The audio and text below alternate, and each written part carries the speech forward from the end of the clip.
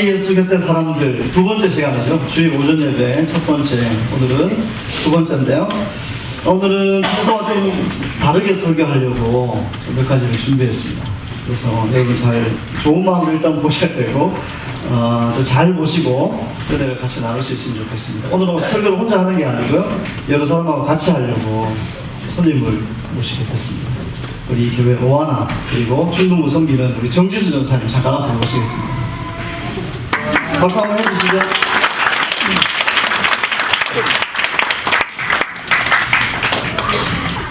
마이크 저쪽.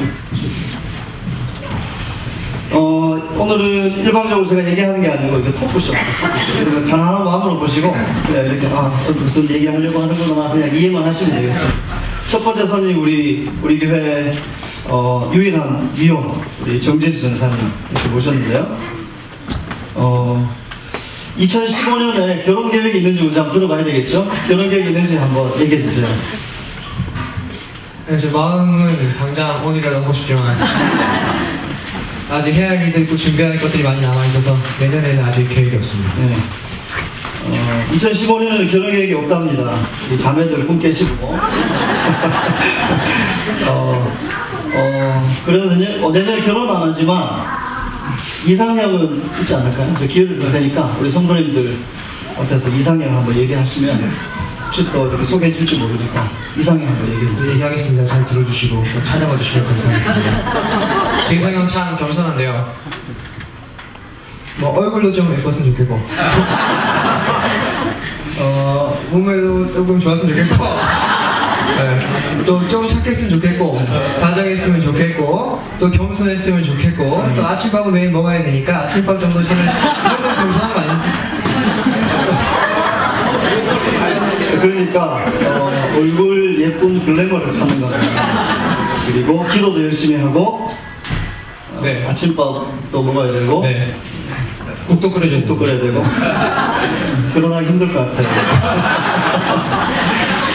농담 말고 진짜. 제가 성탄 아침에 웃음 드리려고 농담 조금 이야기했고요. 생각을 해보다가 저도 처음 이상형을 정리해봤는데 두 가지 정도 생각을 해봤습니다. 첫 번째는 웃음 코드가 잘 맞는 사람. 제가 예를 들어서 1박 2일 보면서 웃는데 갑자기 동물의 왕국 보면서 웃으면 너무 힘들 것 같아가지고 같은 거 보면서 같이 웃을 수 있는 사람이고요. 두 번째는 아무래도 평생 같이 살 건데 한 가지를 바라보면서 같이 갈 수 있는 사람이었으면 좋겠다 생각하다 보니까 역시 신앙밖에 없는 것 같더라고요. 그래서 하나님 나라 함께 꿈꿀 수 있는 신앙을 가진 사람이면 충분하다고 생각합니다. 예. 정리해 보니까 예쁘고 몸매 좋은 사람이에요. 좋은 사람 만나서 좀 빨리 사역자니까 가정도 이루면 좋겠습니다. 그런 사람 만났어요? 얼굴 예쁘고 몸매 좋고 아침에 밥을 해주는, 밥까지 끓여서 해주는 그런 자매를 만났어요. 네. 교제를 열심히 했어. 그리고 결혼까지 약속을 했어요. 그런데 정말 만약에 그 아가씨가 임신을 했대. 갑자기 그 얘기를 하는 거예요. 그런데 아무리 생각해봐도 자기 애는 아니야.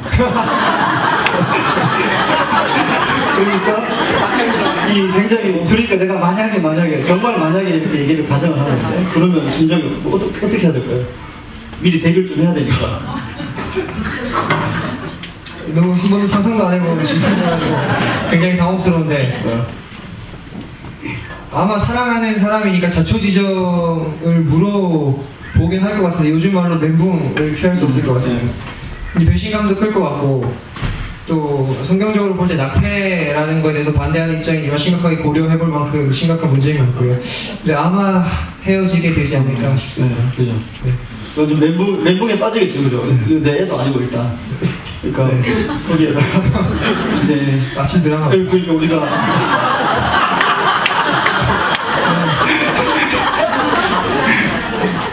너무 극단적인 거. 그러니까 일단 내 애도 아닌데 임신을 했다. 그러면 정말 이게 얘기한 것처럼 낙태까지도 생각할 수밖에 없는 그런 상황이고 그렇게까지 이제 포용이 안 되면 헤어지는 거죠, 그죠? 뭐 누구나 이제 당연한 고민인 것 같은데 근데 성경에 보면 요셉이 그런 상황이거든요, 지금 요셉이. 근데 요셉이 그런 상황인데 마리아를 품었어. 저는 고민할 때 어떻게 이렇게 붙게 됐나. 그리고 임신 기간이 한 10개월 정도 되잖아요. 잘 모르지만 10개월 정도 돼. 그러니까 잘 몰라서. 그 기간 동안 요셉의 마음이 정말 한 번도 안 흔들렸겠나 이런 생각을 해보거든요. 전사님 어떻습니까? 저도 그 예수님의 탄생 사건을 보면서 마리아의 헌신도 중요하지만 같이 옆에서 그 상황을 받아들일 수 있었던 요셉의 헌신도 굉장히 중요하다고 생각을 합니다. 그렇죠. 요새 마리아, 우리가 흔히 이야기하는 마리아, 동정녀 마리아가 아니라 헌신한 요셉, 헌신한 요셉에 대한 이야기를 지금 했잖아요. 순종한 요셉에 대한 이야기인데, 물론 순종한 건 맞는데 이제 내가 지금 궁금한 건 순종하고 난 다음에 아기 예수가 태어나는 그 10개월 동안 정말 이게 의심이 없었겠냐, 이런 고민이죠. 진짜 이게 하나님 뜻이 맞냐, 아니면 혹시 저 마리아가 성령을 잉태했다고 얘기는 하는데 거짓말은 아닐까, 이런 고민 안 했겠냐는 것입니다. 어떻습니까? 충분히 고민했을 거라고 생각합니다. 목사님 말씀 맞고요. 아마 그 사실을 받아들였지만 그 이후에 저희도 은혜를 받아서 헌신을 해도 그게 지속되기가 힘들고 낙심될 때가 있는 것처럼 요셉도 분명히 그러한 마음으로 시작을 했지만 중간중간에 의심이나 뭐 후회나 어려움들도 있을 거라고 생각을 하는데요. 그럴 때마다 제 생각에는 아마 마리아와 대화하면서 또 처음에 하나님이 천사를 통해서 얘기해 주셨던 예수님의 진짜 의미에 대해서 곱씹어 보면서 그 시련의 시간을 이겨내지 않았나 그런 생각이 듭니다. 또 그뿐 아니라 아마 그 의심이나 두려움 같은 걱정들은 예수님이 탄생한 그날 전부 해결되었을 거라고 생각을 합니다. 예수님이 탄생을 했고 전혀 예상치 못했는데 별을 보고 왔다는 동방박사들이 찾아오는 모습 보고 또 천사가 얘기해줘서 찾아왔던 목자들의 모습도 보면서 아 진짜 이 아기 예수가 하나님께서 나를 통해 예비하신 그 아기 예수구나라는 확신이 그때 들었을 거라고 생각합니다. 또 마지막으로는 구유에 누워있는 그 아기 예수님의 그 얼굴을 바라보는 것만으로도 충분히 그 예수님을 통해서 위로가 되었을 거라고 생각합니다. 그러니까 전사님 말씀은 요셉이 의심을 했을 수도 있지만 그 의심하고 갈등하는 요셉은 동방박사 그리고 찾아온 목자들 보면서 아 이게 하나님 진짜 아들이구나 확신할 수 있었다 그 얘기고 그리고 태어난 애기 얼굴 보면서 이게 정말 이게 하나님의 아들이 맞구나 이렇게 감동이 됐을 거다 그런 얘기죠. 그러면 그 동방박사나 목자가 아기를 보러 온 게 아기를 경배한다 그런 의미도 있지만 하나님이 요셉이나 마리아를 붙잡아 주시려고 보냈다. 그렇게 해석해도 될까요? 네. 길게 설명했는데 잘 정리해 주세요. 그런 것 같아요, 정말. 저도 생각해보니까, 전사님 말씀 듣는 생각해보니까, 흔들릴 수 있는데, 하나님이 사람들을 보내시고, 또 애가 태어나고, 애가 울고 웃는 모습 보면, 참 마음이 좀 좋았겠다. 하나님 뜻이겠다. 이런 생각이 좀 드네요. 하나님이 요셉을 위로하기 위한 거잖아요. 그죠? 그러니까 늘 우리는 요셉을 1+1으로 생각하는 것 같습니다. 그러니까 마리아가 가장 많이 헌신했고 마리아 뒤에 따라오는 1+1 보너스 요셉을 생각하는데 그게 아니라 뭐 전사의 말씀은 요셉도 충분히 많이 헌신했다. 그리고 그 과정 가운데 굉장히 힘들었다. 그런데 그 힘든 과정을 하나님이 위로해 주셨다. 이렇게 특별한 각도로 해석을 해줬습니다. 어떻게 좀 감동이 되십니까? 네, 전사님 해석 감사합니다. 수고하셨습니다. 네.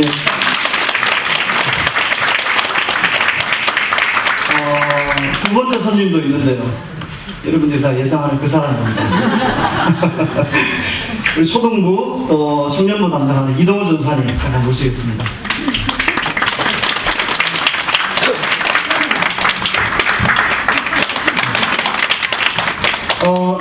얼마 전에 땅콩 때문에 비행기가 돌아갔죠.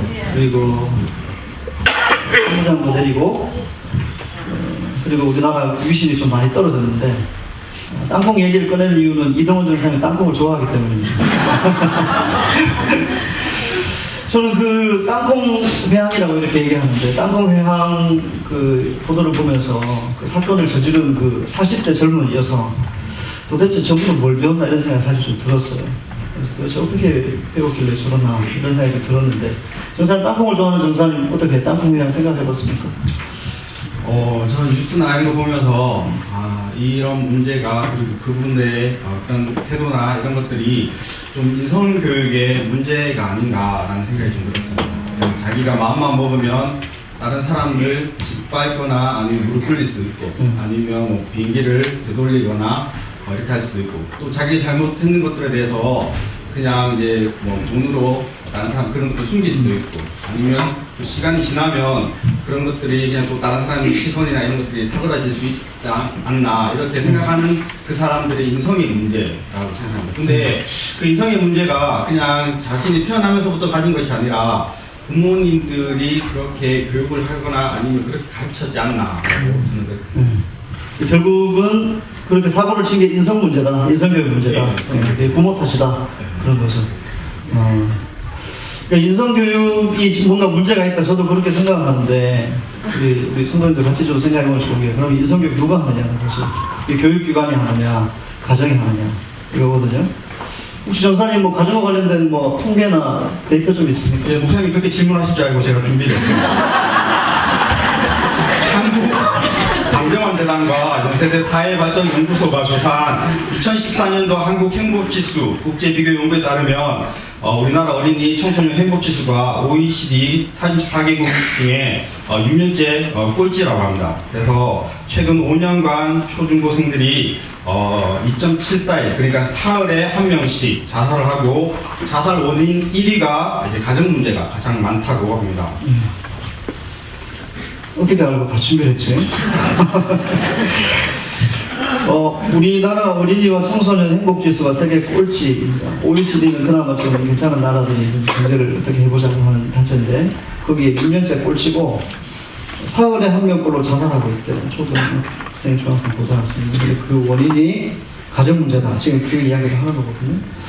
우리가 이 통계를 보면 우리가 애들에게 물려줘야 될 게 뭐냐 좀 많이 생각을 하죠. 본인과 성공이 우선이냐 아니면 인성교육 또 교회니까 종교교육, 신앙교육이 우선이냐 이런 생각이 좀 듭니다. 저는 그 땅콩회양 그 보면서 또 다른 생각을 좀 해봤는데 이것도 예상하고 있는지 모르겠는데 그 피해자 그 40대 여성한테 이렇게 막말 들은 피해자들 마음은 굉장히 좀 힘들지 않겠나, 병까지 생기지 않겠나 이런 생각이 좀 들거든요. 그 전사님 알바 경험 많잖아요. 네. 알바 하면서 좀 억울했던 거 그런 경험 있습니까? 제가 19살 때부터 아르바이트를 시작을 했었는데 제가 이제 대구 지하철 2호선 길을 제가 만들었거든요. 대구에서 가장 큰 이제 영화관, 그것도 제가 이제 지었습니다.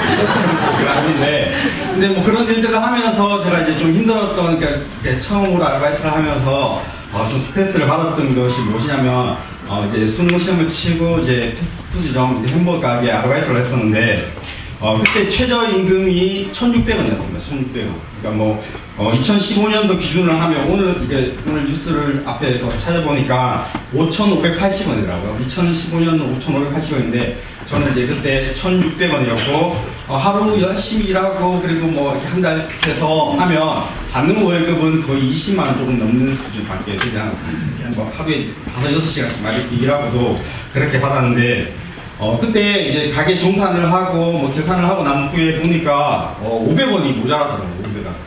그 500원 모자라서 어떻게 해야 되나, 내가 혹시 뭐 계산을 잘못했나 이렇게 막 하고 있었는데 갑자기 사장님이 오시더니 저한테 네가 500원 훔쳐간 거 아니냐 그래서 막 이렇게 소리 지른 적이 있습니다. 그래서 물론 뭐 제가 500원 주면서 그냥 뭐 제가 잃어버렸다 하면서 이제 준 적이 있는데 그때 뭐 제가 좀 사장님이 나를 500원 가지고 좀 무시하는구나 이런 생각 들고 제가 또 스케일이 있는데 500만 원도 아니고 500원 훔치고 이렇게 그냥 할 사람 아니잖아요. 그래서 좀 그것 때문에 좀 속상했던.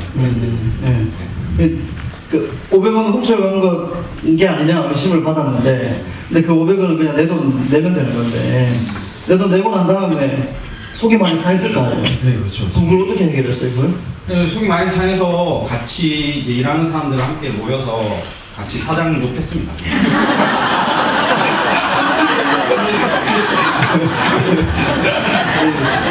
이게 굉장히 성경적인 해결 방법일 수 있어요. 무조건 참는 게 아니라 누가 욕하는 건데 자꾸 나한테 스트레스 받으면 정전사님하고 욕하세요.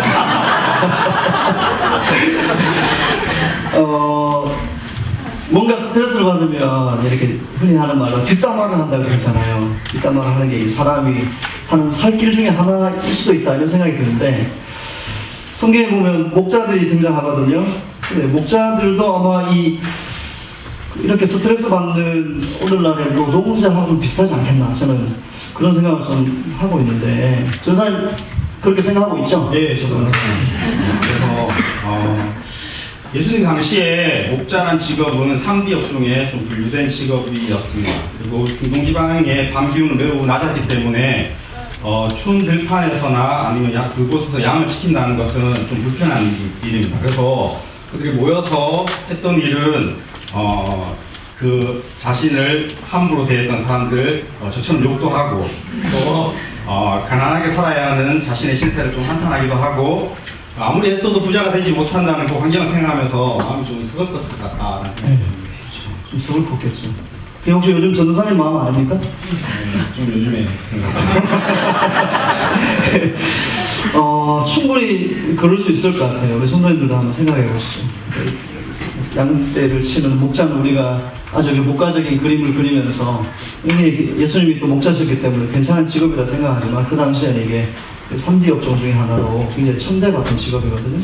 근데 성경에 보면 이게 들판에 추운데 밤에 저기 양떼를 지키고 있을 때 목자들 입에서 늘 좋은 얘기만 나왔을 것 같진 않아요. 서글픈 이야기도 많이 하고 그죠. 이제 아무리 우리가 성탄절이 되고 메리 크리스마스 해도 아마 우리 성도님들 중에도 이게 그냥 구호로 들리지 마음이 전혀 행복하지 않은 분들도 참 많이 있을 것 같아요.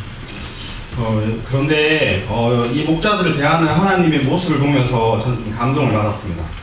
하나님께서 자신의 아들 예수가 태어나서 초청한 사람들이 목자라는 것에 좀 감동을 받았는데 만약 제가 하나님이라면 로마의 황제나 이런 사람들 좀 초청했을 것 같습니다. 그러니까 제가 희성이가 태어났는데 둘째 희성이 태어났는데 저기 일하는 사람 그리고 이렇게 양들을 옷 묻어 이렇게 더러운 거 배설 묻은 사람 부르는 것이 아니라 저라면 그런 사람도 불렀을 것 같습니다. 그런데 하나님께서는 목자들을 부르셨고 또한 천사들을 먼저 그 목자들을 만나게 하셨고 또 누구보다도 아기 예수님을 얼굴을 가장 보게 해주신 그 목자들 보게 해주신 그것들이 저는 가장 큰 감동으로 와닿았다고 생각합니다.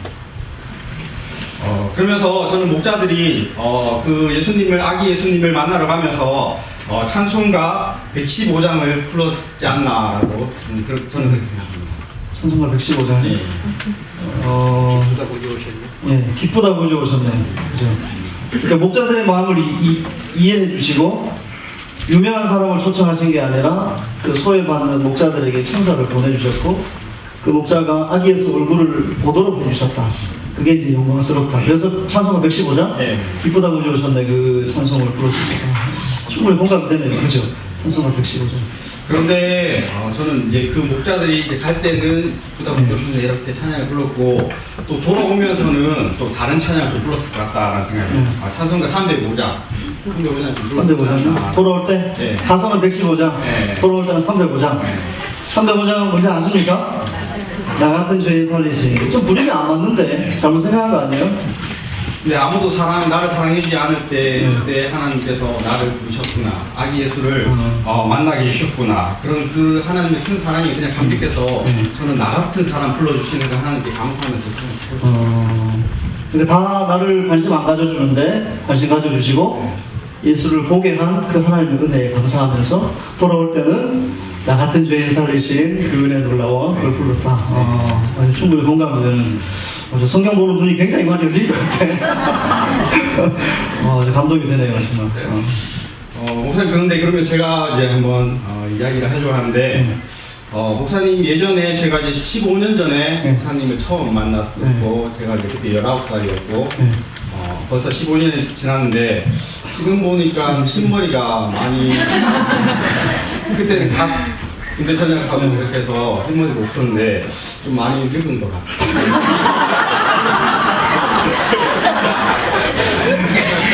너도 똑같아. 처음 만났을 때는 전도사님이셨는데 지금 이제 담임 목사님이 되시고 15년이 지나서 이렇게 만나고 나는데 목사님 때와 지금 담임 목사님 되셔고 나서 그 좀 달라진 게 좀 있는지 궁금합니다. 질문하려고 불렀더니 질문을 받네요. 많이 달라졌죠. 많이 달라졌죠. 하나부터 여기까지 다 달라졌는데 너무 많이 달라져서 사실은 요즘 좀 고민이 되죠. 왜냐하면 이제 외적인 건 다 바뀌고, 성도분들도 전도사 때보다는 더 이렇게 잘 대해주는데, 중요한 건 이게 내면에, 내가 내면에 전도사 때보다, 청년 때보다 하나님을 더 사랑하는가? 외적인 건 계속 바뀌는데, 내적인 이 아무도 모르는 나는 계속 바뀌고 있는가? 아니, 또, 좀 열정은 여전히 남아있는가? 또, 하나님을 섬기는 순수한 마음은 여전히 또 남아있는가? 이런 생각해 보면 참 고민이 많죠, 사실은.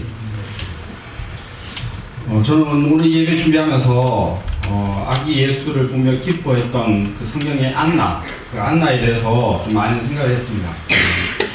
안나의 나이가 84세로 소개되고 있는데 그 연세에도 성전을 떠나지 않고 주야로 금식하면서 기도하고 아기 예수를 기다리고 계속해서 기다리는 마음으로 그렇게 하루하루를 감사하며 지냈던 그 안나, 그리고 84세가 되도록 하나님의 향한 열정을 식지 않고 믿음의 경주를 잘 할 수 있도록 저도 그렇게 좀 됐으면 좋겠다라는 그런 마음이 속에서 들더라고요.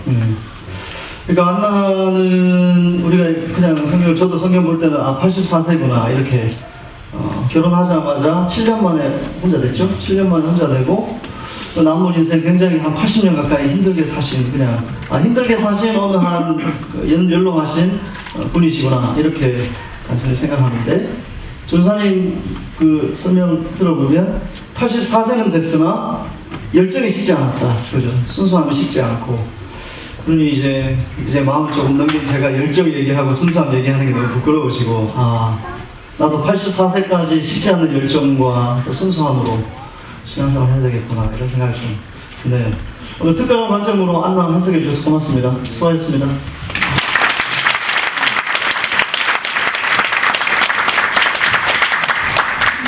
되게 자연스럽게 하려고 했는데 좀 어색해 보이죠? 왜 이렇게 땀이 나죠? 오늘 예수 곁에 살아 세 사람을 잠깐 얘기를 했습니다. 요셉 같은 경우에는 한 번의 은혜를 받아 헌신했으나 시간이 흐르면서 의심이 되고 흔들릴 때 하나님이 어떻게 잡아주셨는가. 동방박사도 보내고 목자도 보내고 또 무엇보다 아기 예수의 얼굴을 보면서 이게 정말 하나님 뜻이구나 확신할 수 있도록 하나님이 계속 붙잡아주신 그 은혜. 그리고 목자들을 생각하면서 소외되고 아무도 몰라주고 그런데 너무 고단하고 하나님께서 그 사람을 잊지 않고 기억하고 계십니다. 그 하나님의 손길에 대해서 좀 생각을 해봤습니다. 우리 성도님들의 불안한 삶, 또 고단한 삶 가운데 요셉을 위로하셨던 하나님, 그 목자들을 위로하셨던 그 하나님의 은혜가 풍성하게 넘치기를 주님의 이름으로 축복합니다. 그리고 세 번째 살펴본 분이 우리 84세 된 여성지자 안나인데요. 우리가 세월이 흐르면서 열정도 식고 순수함도 식을 수 있는데 안나는 참 특별하게 그게 그렇지 않았던 것 같아요. 그러면서 아기 예수의 얼굴을 보고 그 예수를 또 전하기도 했던 영광스러운 자리에 있었거든요. 지금 우리 연세는 다 다르지만 적어도 우리 안나처럼 주님 부르실 때까지 주님을 향한 열정 식지 않는 신체 나이를 초월한 열정 가진 인생 될 수 있기를 주님을 축원합니다. 마지막으로 우리가 생각해 볼 게 하나님께서 이 땅에 아들을 보내시고 사람의 죄 문제를 해결하기 이전에 곁에 있었던 소외된 사람, 흔들린 사람 위로해 줬던 것처럼 우리도 예수님의 사랑을 좀 실천하면서 좀 많이 나눌 수 있으면 좋겠다. 그리고 좀 구체적으로 본면을 좀 드리면 우리 사랑의 쌀라는 행사가 있잖아요. 그래서 사랑을 실천해야 되겠다. 여기서 끝나지 마시고 우리 주변에 이런 작은 도움이라도 필요한 분들 많이 찾아내서 교회에 추천해 주시고 그래서 우리 교회가 더 많이 나눌 수 있는 그런 행복한 공동체가 될 수 있기를 주님으로 축원합니다. 우리